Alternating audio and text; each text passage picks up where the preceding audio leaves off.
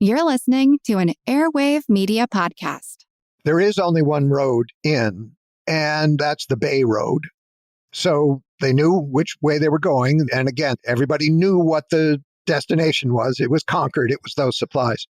As I said, Samuel Prescott had alarmed the towns around here, and they set off immediately. So they're gathering in Concord on the Concord Common, which is the usual place of parade for the militia. That's where they would train. So they're gathering there about 3 o'clock in the morning.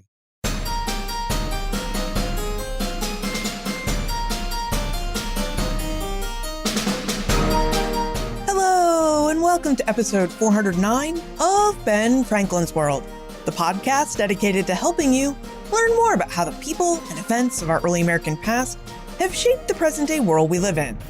And I'm your host, Liz Covart. April 19, 2025 marked the 250th anniversary of the battles of Lexington and Concord, that moment that turned the American Revolution from a protest to a war. But what do we really know about that fateful day? How did the people of Concord prepare for what they faced in April 1775? David Wood, the longtime curator at the Concord Museum and author of the book Eyewitness to Revolution, The American Revolution in the Concord Museum, joins us to explore answers to those questions. During our exploration, David reveals how the people of Concord prepared quietly and carefully for war months before April 1775, why the British Army marched on Concord on April 19, 1775, and the resistance it met with at Lexington and Concord, and the significance of the material culture, like a lantern from the Old North Church, preserved in the Concord Museum's vast April 19 collection. But first, 250th anniversaries of the American Revolution and its war for independence are now coming quickly, beginning with these, the battles of Lexington and Concord in April 2025, and continuing through the anniversary of the Franco-American victory at Yorktown in October 2031. Now, as you know, the Ben Franklin's World team and I have been covering these 250th anniversary events since 2015, and we're committed to continuing that work. While we won't be able to cover every single anniversary, we will do our best to highlight the significant moments and some of the smaller ones while we continue to explore the full breadth and complexity of early American history. Because the American Revolution didn't happen in a vacuum. There is so much more in early America than just 1776. And I say this as a scholar with a research expertise and an absolute love for the American Revolution. So be sure you follow Ben Franklin's World wherever you get your podcasts so you don't miss an episode or a major 250th anniversary. All right, are you ready to explore the battles of Lexington and Concord? Let's go meet our expert guide.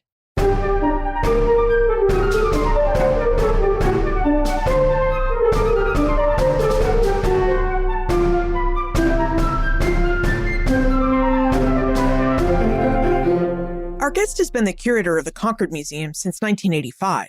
Since then, he's developed a deep knowledge of the museum's collections, Concord history, and interpretive methods. He has overseen the development of 40 temporary exhibitions and the museum's NEH-funded permanent exhibition, Why Concord? He is the author of numerous scholarly articles and publications, including Eyewitness to Revolution, The American Revolution in the Concord Museum, a book that parallels the museum's April 19, 1775 galleries. Welcome to Ben Franklin's World, David Wood. Thank you. So, David, would you tell us about the Concord Museum and about the different objects you pulled from its collections to include in your book, Eyewitness to Revolution? Sure. The Concord Museum is, I think, reasonably viewed as a project of the mid-19th century. There was an individual collector in Concord named Cummings Davis who began assembling the material culture of Concord, this in a period before material culture was a defined phrase, but Davis was good at it, even though Davis's education and means were limited, but the collection was extraordinary, including some 2,000 objects or so by 1886, when the Concord Antiquarian Society was formed around the collection, which isn't always the way it goes. Like Colonial Williamsburg was formed around an idea before it was formed around the town itself. But included among Davis's interests, of course, was the Revolution. And in pretty short order, people recognized Cummings Davis as the place to deposit these materials. Davis was interested in things with histories. If it didn't have a history, it wasn't of interest. He's not an aesthetic collector. Davis collected history. So that's the basis for the book, or one of them. And there was another collector, Russell Cattell, who was here in the 30s, who was especially interested in documents and assembled some wonderful things there that are also included in the book. And then also it's the families who retained these objects for 5, 6 generations, and then they came to the museum. Yeah, I have to admit that I was a bit surprised when I read your book, Eyewitness to Revolution, to find just how deep and expansive the Concord Museum's collections are. And they're deep and expansive not just from a local history museum, and we tend to think of local history museums as having small collections, but they're just really deep and expansive on the American Revolution. There's so many objects, documents, paintings, and other material culture related to the Revolution. It's that focus, I think. Getting into the book, as you mentioned, it parallels our April 19th galleries, which use the collection to narrate the story of what happened on the day. So I just feel, well, how hard could that be? I'll just do that. But the collection's so good that it almost leaves no stone unturned. So it was great fun. Well, let's dig into the Concord Museum's April 19th, 1775 galleries. First, let's situate Concord on our mental maps of Massachusetts. David, if we're picturing a map of Massachusetts, where should we place Concord? Due west of Boston, half a day's ride, so 19 miles inland from Boston, and pretty much due west. And what did Concord look like by 1775? How should we picture the town of Concord during the Revolutionary era? Well, I think one of the salient points about the landscape was there were no trees. It was agricultural, and really all the trees had been removed for building materials and also to clear agricultural fields. So that's a big difference between then and now.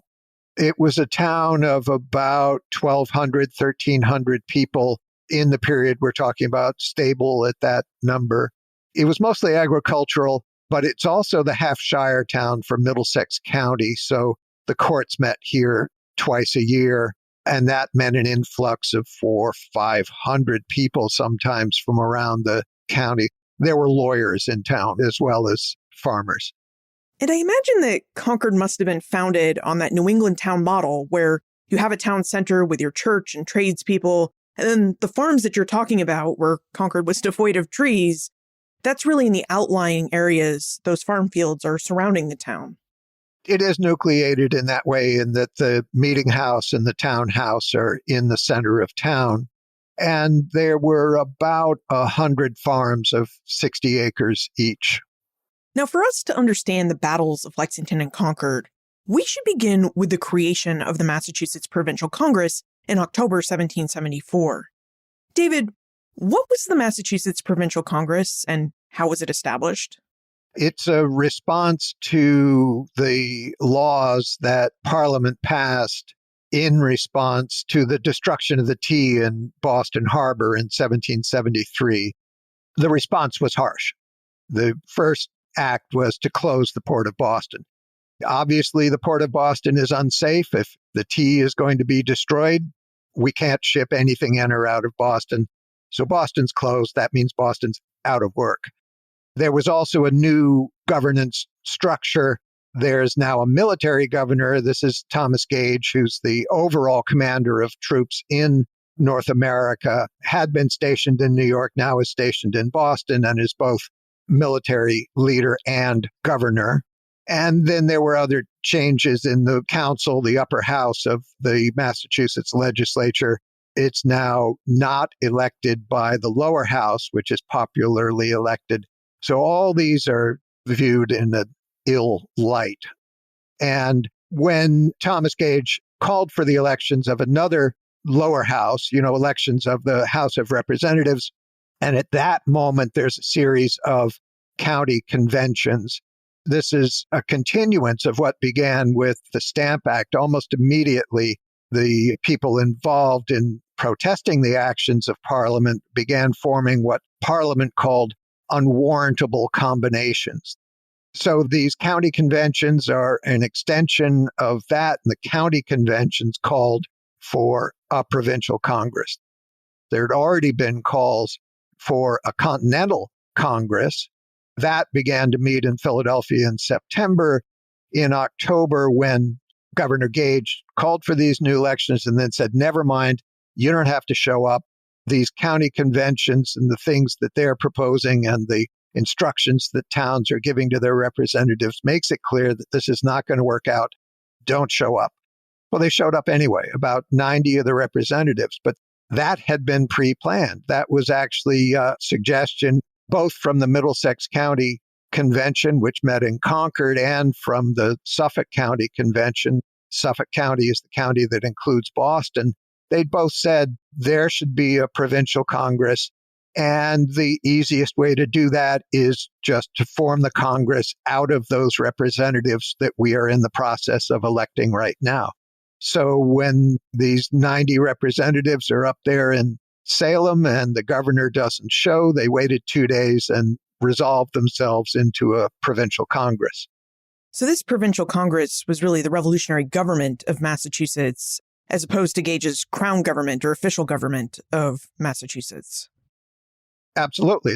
One of the first recommendations was don't give your taxes to Gage's government. Don't give it to Harrison Gray, but give it to someone who's going to represent the provincial Congress.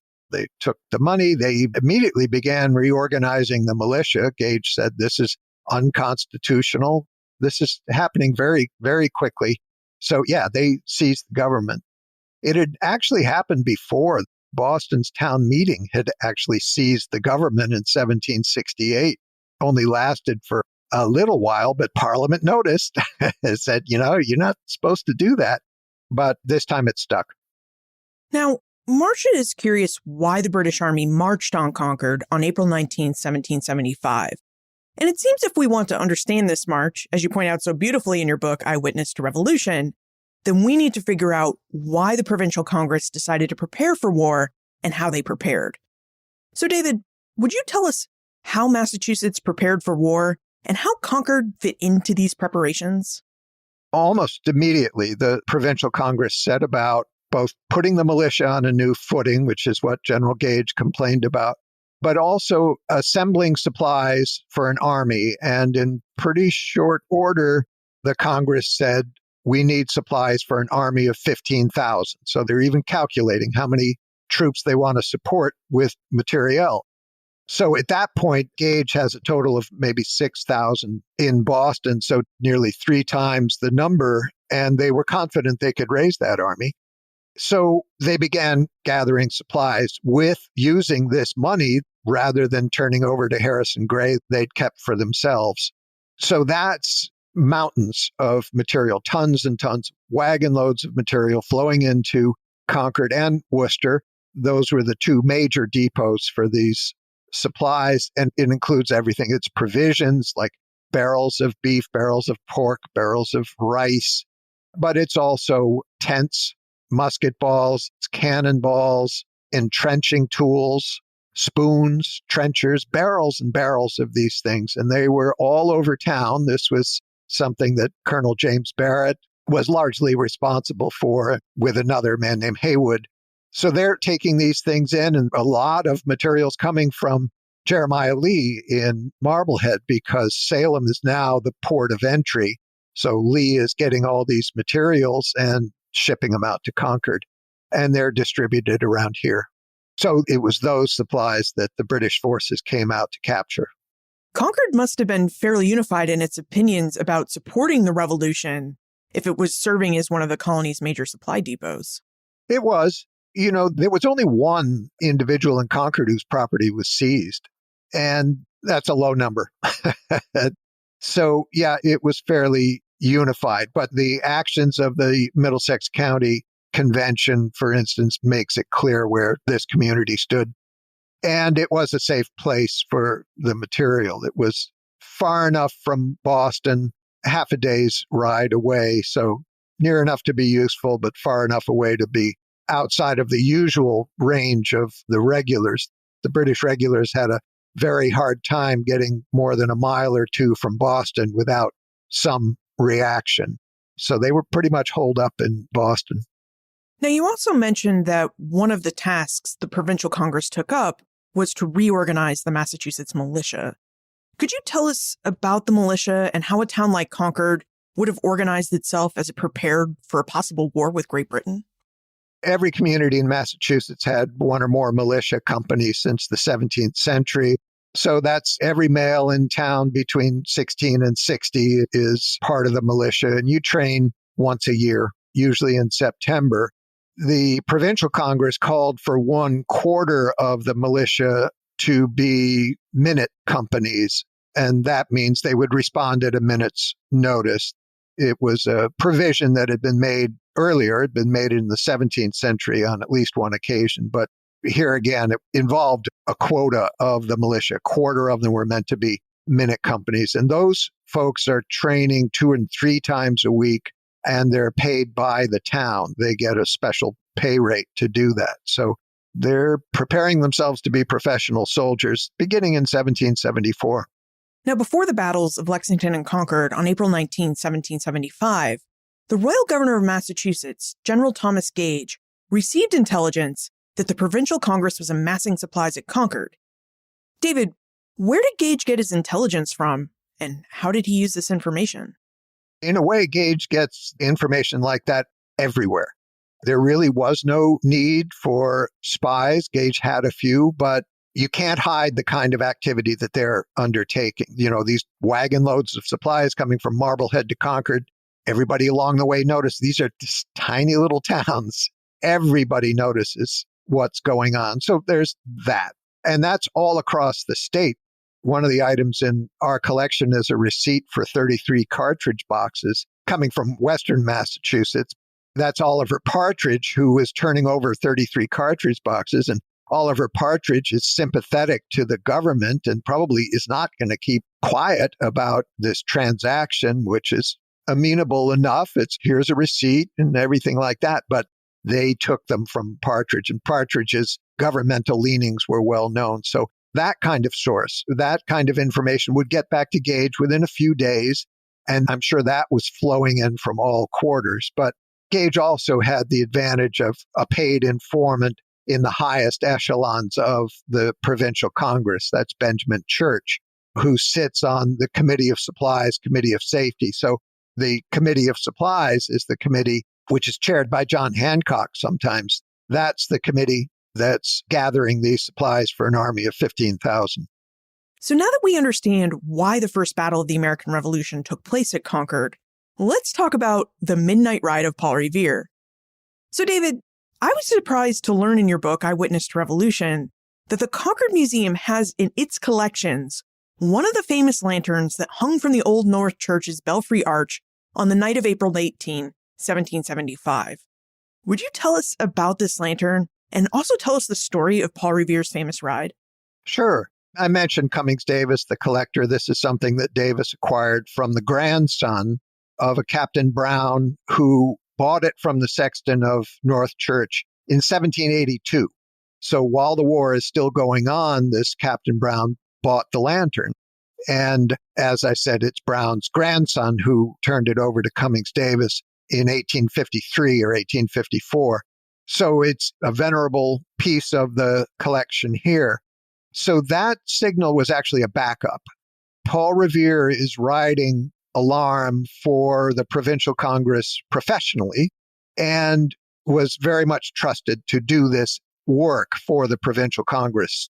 It's Revere who carries the news of the destruction of the tea in Boston Harbor. It's Revere who takes that news to Philadelphia.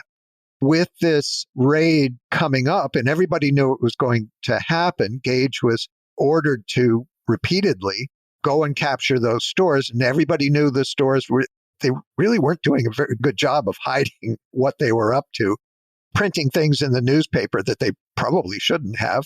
So everybody knew this stuff was here, and everybody knew that they had to come out and make an attempt to take it. Gage was reluctant to do that because there weren't that many troops in Boston, and there were 40,000 militia-age men within a day's ride of Boston. That is something to conjure with, and Gage was aware of that and kept trying to delay, but was finally just flat out ordered, do it now. So everybody knows this is going to happen.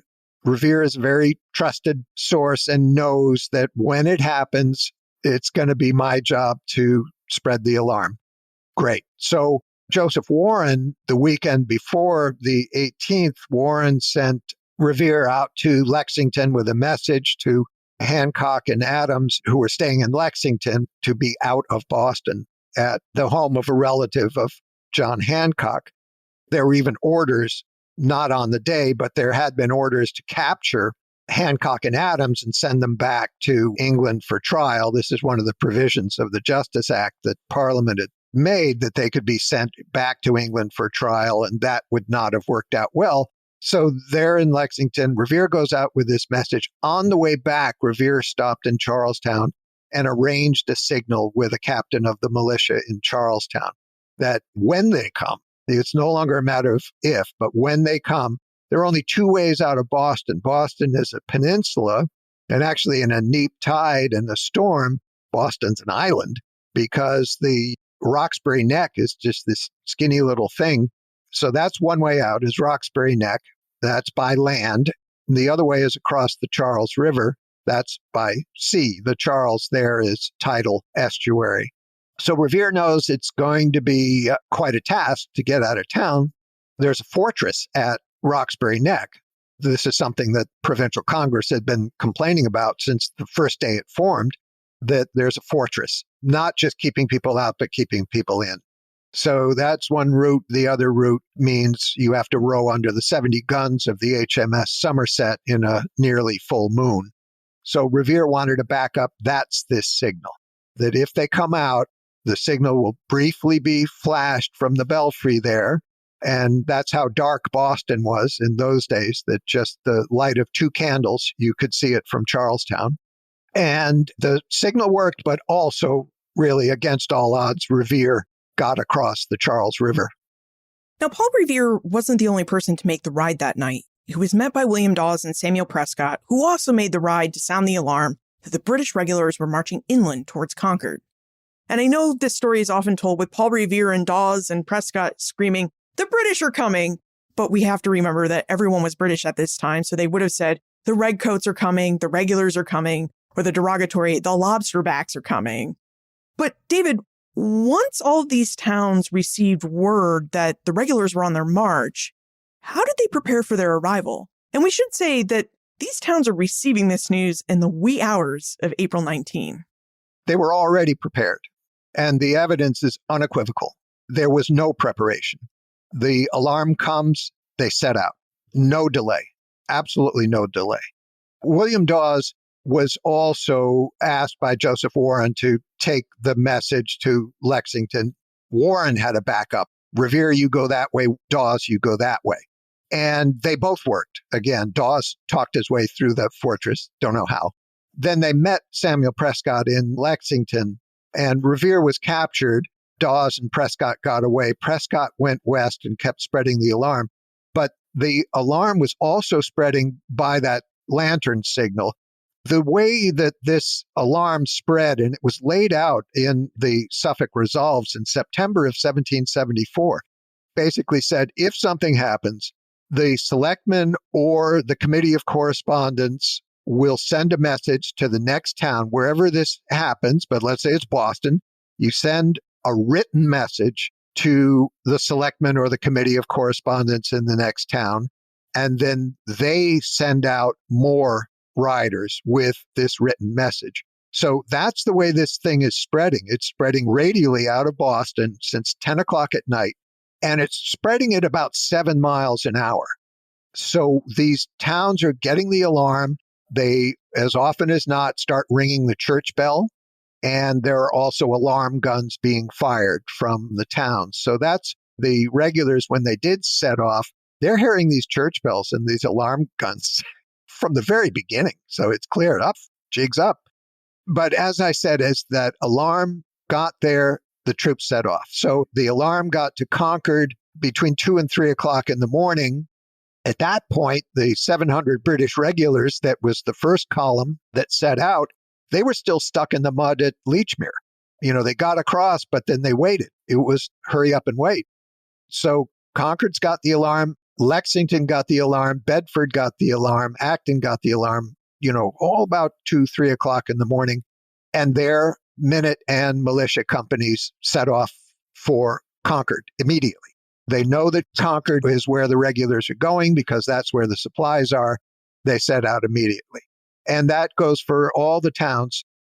Framingham is 30 miles to the south, and they got the alarm maybe 9 o'clock in the morning, but we're still able to march that 30 miles and be in Concord by about 12:30, 1 o'clock in the afternoon. So they wasted no time. It's the same with Danvers on the North Shore. They had to march at 4 miles an hour, which is a quick pace.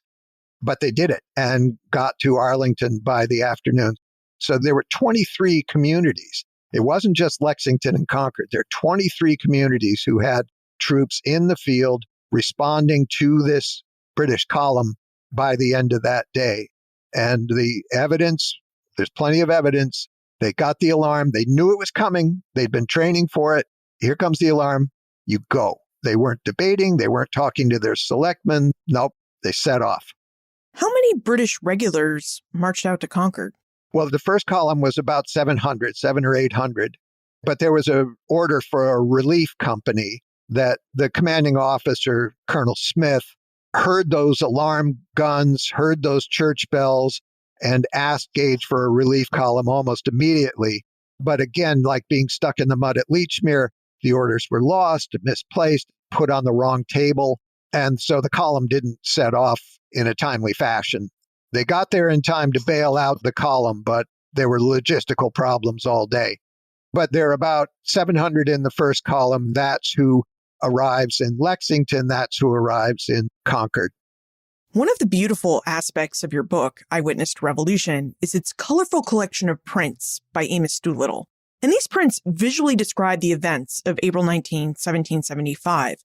So would you tell us about Doolittle's print of Lexington Green and what transpired there at approximately 5 in the morning?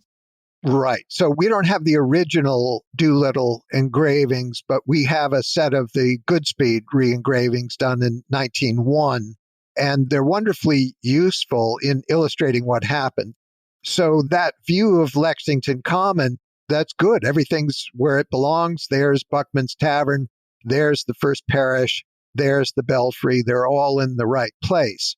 There are a few things wrong in the depiction, in a way parallel to Paul Revere's Bloody Massacre, in that if you look at the Bloody Massacre print, this is the March 5th, 1770 firing when the members of the 29th fired on civilians in Boston, killing 5. You look at the print and there's the captain with sword raised up as if giving an order, and the line is firing in unison. Well, that didn't happen, and that came out in the trial. That's not the way it happened. And similarly, in Doolittle's engraving, there's more order to the British regulars than seems actually to have been present. So they're firing in unison, and Major Pitcairn of the Marines is raising a sword. That's not quite the way it happened. But what Pitcairn did was there were 6 companies of light infantry who were sent to the front of the column. They were going to hold the bridges in Concord. Pitcairn took those 6 companies, and when they got on to Lexington Common, they saw 50 or 60 of Lexington's militia there, and they were armed. And Pitcairn didn't want to walk by armed troops and leave them there because then they're in your rear. That's not a good idea. So Pitcairn really, without orders, they weren't supposed to fire on them, but they did. And there were 8 killed immediately there, which is horrific out of just 50 or 60, even though Captain Parker, the Lexington captain, still mustered that company, and they turned out later in the afternoon and hit the column on the way back, which is really just amazing because those kinds of casualties should have been completely demoralizing. Everyone should have skulked away. Didn't happen that way. Something you take care to mention in Eyewitness to Revolution is the fact that the revolutionaries were really trying to be careful not to fire on the British without being fired upon. So I know every historian has a different answer, but after we take a moment for our episode sponsor, I would love it if you would tell us if you have any new insights about who fired the first shot.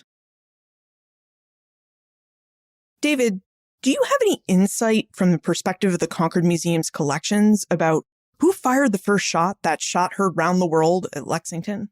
Oh, I'm inclined to take Revere's word on that. So I mentioned Revere was captured. Revere was then released not far from the meeting house in Lexington. And unlike a sensible person, Revere didn't go home, but went right back to the Hancock Clark house and got Adams and Hancock out of there, and then went to Buckman Tavern and picked up a trunk load of John Hancock's papers. John Hancock is president of the Provincial Congress, so those papers are probably filled with information that would get a possessor in trouble. So Revere's got this trunk load of papers with another fellow. They're crossing the common. I had to go through our men, Revere says, so they went right through the column of militia. And Revere says he was about half a musket shot away when he heard a shot, turned around, saw powder, saw smoke in front of the column of regulars, and thought it was a pistol shot. So a pistol would have been carried by an officer. So that's Revere's account. As Lexington recovered from this skirmish, the British regulars continued to march. What was Concord doing to prepare for the regulars' arrival? Can you describe how the revolutionaries thought the British would enter town? Was there just one road, or were there many roads into Concord? And what did they do to prepare for the arrival of the regulars? There is only one road in, and that's the Bay Road. So they knew which way they were going. And again, everybody knew what the destination was. It was Concord. It was those supplies. As I said, Samuel Prescott had alarmed the towns around here, and they set off immediately. So they're gathering in Concord on the Concord Common, which is the usual place of parade for the militia. That's where they would train. So they're gathering there about 3 o'clock in the morning. And that would be Lincoln, Bedford, Concord. They're there. And a number of them go out the Bay Road to meet the column. So they know the column's on the way. They go out to meet them. Sensibly, when they see this column of 800, and there might have been 200 provincials or fewer, they turn around. The way the column's coming out, these companies of British regulars, they took the grenadier companies, those are the tall fellows, and light infantry. Light infantry it's just that. They're not carrying heavy equipment. They move nimbly. This was actually an innovation of General Gage earlier on. So there are companies of light infantry and of grenadiers. The grenadiers are in the road. The light infantry companies are flankers. They are on either side, the left and the right. So the provincials in Concord come out the road, meet this column, turn back around. We had grand music, Amos Barrett says. So they're playing fife and drum, and the British companies are playing fife and drum on their way in. There's this ridge in Concord. It's a terminal moraine ridge that overlooks the town. So the provincials go up on that ridge, and so do the light infantry, and they chase them off the ridge and leave town toward the north, cross the North Bridge, and go out to another elevated place, Punkatasset Hill, just to see what's going on. So they gather in town, they go out to meet the column, go out and cross the North Bridge and await further events. Would you tell us more about the North Bridge, a piece of which the Concord Museum has in its collections? Because for those of us who have heard of the Battle of Concord, the Old North Bridge looms large in our memories. Why is that? Sure. So there are two bridges that I mentioned. There were 6 light infantry companies sent out to hold the bridges. One's the North Bridge, one's the South Bridge. It's actually grenadiers who went out and held the South Bridge. But 6 companies of the regulars went out and crossed the North Bridge. So you're going from the east shore of the Concord River to the west shore of the Concord River. And 3 of those companies continued further on to the farm of James Barrett. This is the James Barrett who's organizing the gathering of all these supplies. But 3 of the companies stay at the bridge. Meanwhile, those 200 provincials are now more like 400, because more and more are gathering with the provincials, and they march down to a field just above the North Bridge, within sight of the North Bridge. And at that, the three companies of British regulars recrossed the North Bridge. They're now on the east side. And the provincials march in military order down to the bridge. There were some fires going on in town because the orders of the regulars were to destroy whatever they find. So they're burning carriage wheels, wheels for the cannon, carriages for the cannon. They're burning them. They're burning barrels of entrenching tools and things like that and throwing barrels of flour into the mill pond. Again, there were no trees. You could almost see right into the center of Concord from the North Bridge. They see the smoke. Also, the regulars cut down the Liberty pole, which was flying a flag. They cut it down and burned it. They set fire to Reuben Brown's shop. Reuben Brown's a leather worker. So there's smoke from these fires rising. And the officers in charge of the provincial forces decide we're going to go back to Concord. We're not going to let them burn the town down. We're going to go back to Concord. So they march down in military order to the North Bridge. And again, it comes back to that don't fire first. So those are instructions that are repeated at every opportunity. You'll see that wording in the Suffolk Resolves in September. This is the word that comes from the Continental Congress. Don't fire first. Don't fire first. Those are the orders that Captain Parker gave to the Lexington militia. Don't fire first. In fact, Parker ordered the militia to disperse. They didn't lay down their arms, but they did disperse. And so they were fired on while dispersing. This is across the board. Don't fire first. It was necessary to have the British Constitution on your side. And people heard that. So the provincials marched down in military order to the North Bridge. The companies of regulars fire 3 warning shots into the river. And apparently there was at times some suspicion that the British might fire blanks just as an intimidation factor. And so you'll see people saying, oh, I'm not sure they're firing live. When the balls splash in the river, there's no question they're firing live ammunition. So they fire 3 warning shots. And then they fired on the provincials. And at that point, Major Buttrick, who is in overall command of these 450 provincials, gave the order to fire back. They've been fired on. Now we can fire back. So Buttrick gave that order, and the order was followed. So the provincials fired back. It's Ralph Waldo Emerson's phrase, shot heard round the world. And Emerson was talking about the North Bridge. Really, more generally, Emerson's talking about the whole day is the shot heard round the world, but that firing back is what Emerson's referring to.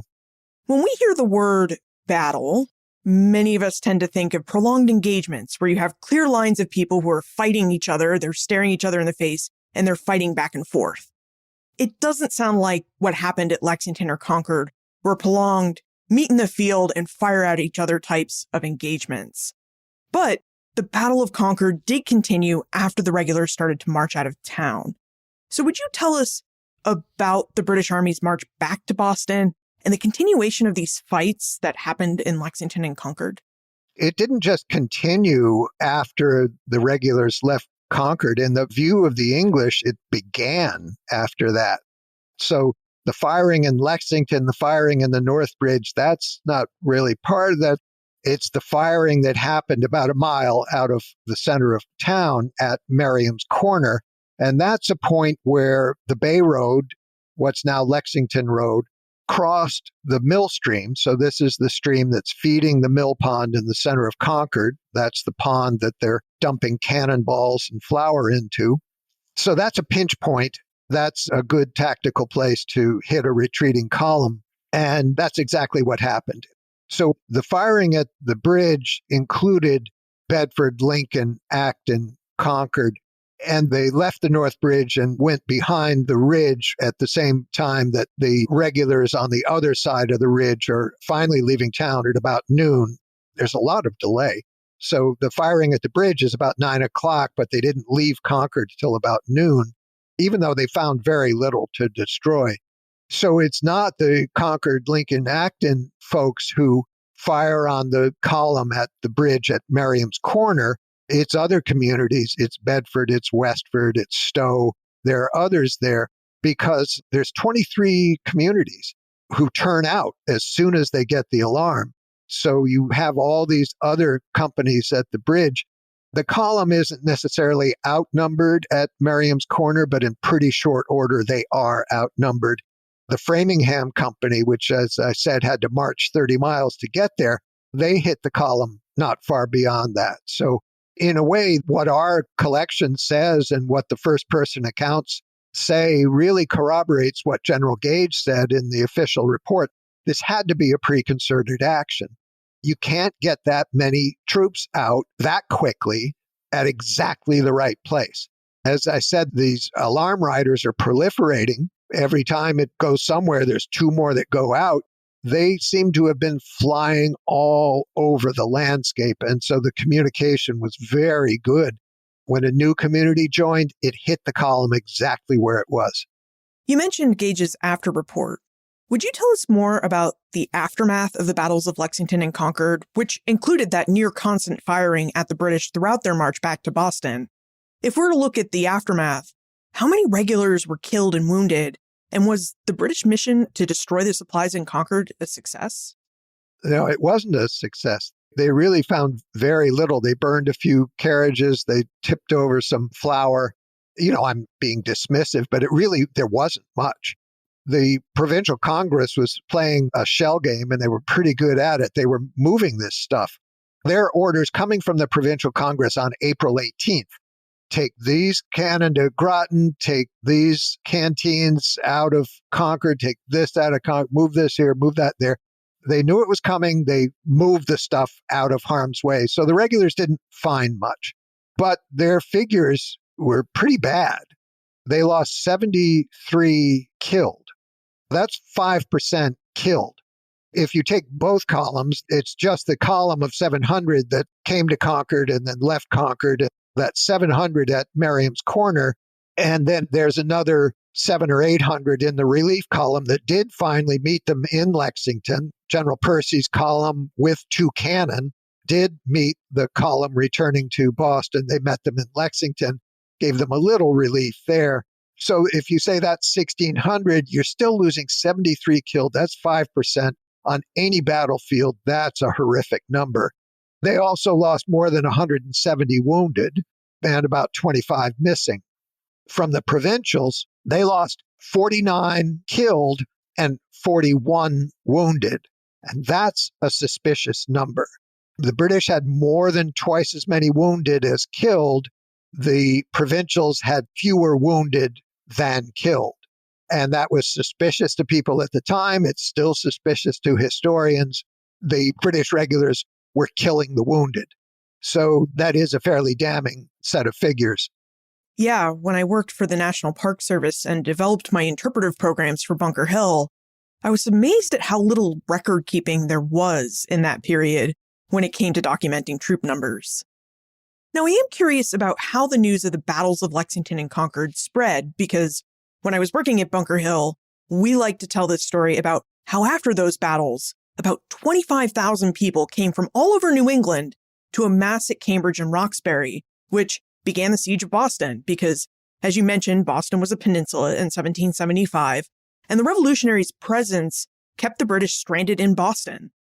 So would you tell us what the Concord Museum's collections of contemporary reports about Lexington and Concord have to say about how people throughout New England and throughout the British American colonies learned and read about the news of Lexington and Concord? Well, the word spread by that initial alarm. By the end of the day, there were at least 5,000 provincials around that column that's returning to Boston. And 2 or 3 days later, the estimate is 15 or 20,000.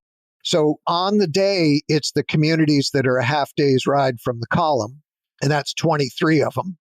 But the next day, a couple days later, for instance, you get the Stockbridge Band from Stockbridge, Massachusetts.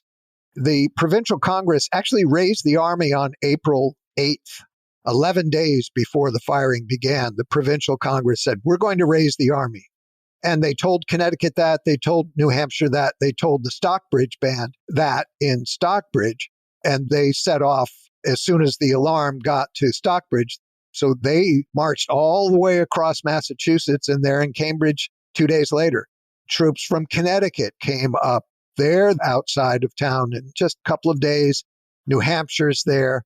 So the alarm, again, because everybody knew it was coming, as soon as they got the alarm, they knew exactly what it meant, and they turned out. But the news, the kind of written report of the news rather than the oral report, that spread remarkably quickly as well. So the Provincial Congress ordered on April 23rd that depositions be taken from everybody who was there. And these were gathered up and handed over to Richard Darby of Salem, who was a great sailor and had a fast ship. And it takes 30 to 50 days to cross the Atlantic. Darby did it in, I think, 28 days or something like that. I mean, really quick. So that the provincial reports of what happened got there a month before General Gage's official report got there. So that news is in the London papers before the end of April. So that's another way that this news spread. The account of it was printed in the Salem newspaper on the 26th of April, I think, and then reprinted in a broadside that's in our collection, which gives a pretty accurate account of what happened on April 19th. And that is before the end of April, that broadside is published. David, what do you think the legacies of the battles of Lexington and Concord are? And how do you think the collections of the Concord Museum help further those legacies and preserve them for future generations? Well, the firing that started at Lexington didn't end until Yorktown. So this really was the moment. This was the real thing. And my aim for Eyewitness to Revolution was to get the objects in our collection to tell their stories, to tell the story they had to tell. And what I found was that this was a story of extreme preparedness, just earlier and earlier and earlier. You just keep backing the date up. When were they completely committed? September of 1774.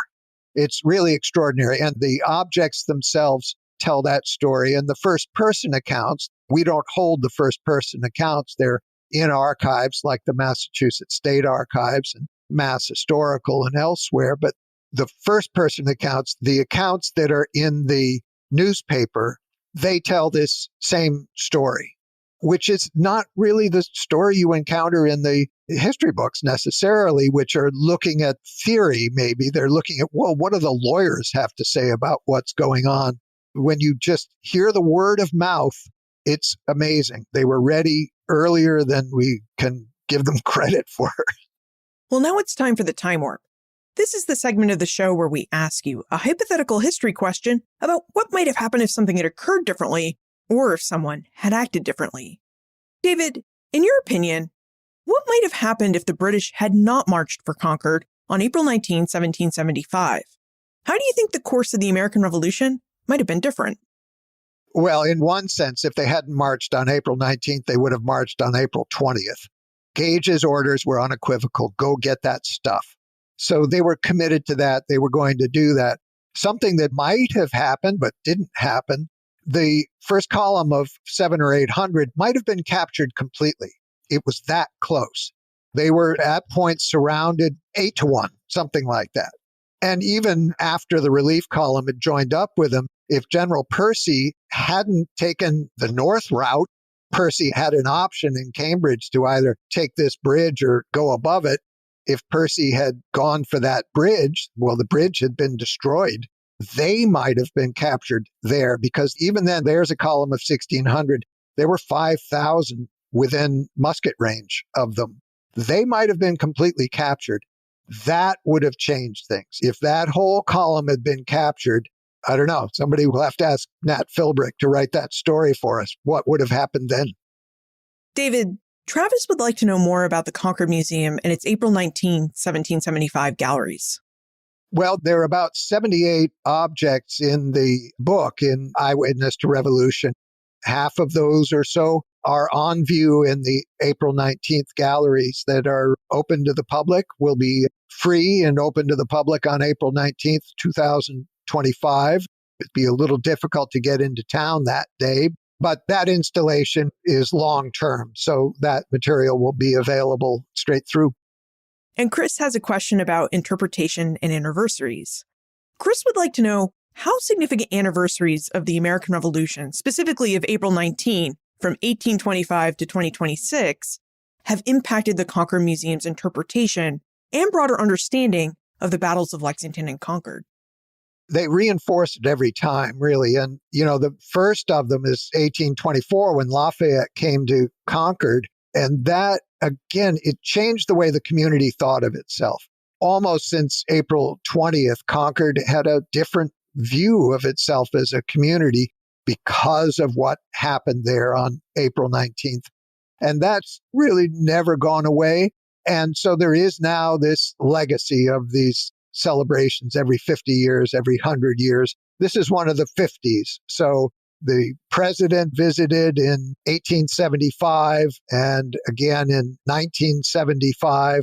It was the vice president who visited Concord in 1925. So that was in one of the 50s. And every time it's a moment for not just the nation at large, but for the community itself to reflect again on what happened.